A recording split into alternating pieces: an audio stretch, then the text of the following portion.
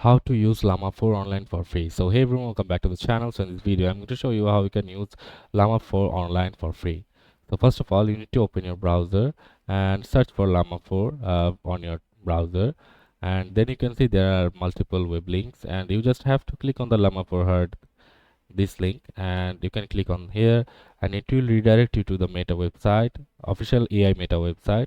And you can see the Llama 4 herd, the beginning of new era of natively multimodal innovation is here, and you just have to simply click on try Meta AI from here, and it will redirect you to the Llama page official, and you can just simply log in to this Meta using your Instagram or Facebook ID, and then you can just give any prompt and use the Llama for AI, like how many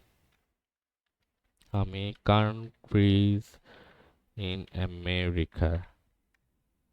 As you can see, you just have to give your birth date. So let's just give a birth date, and then you can see it will there are 23 countries in North America and 12 countries in South Africa. So that's how you can use Llama 4 for free online. So that's it for this video, guys. See you on the next one.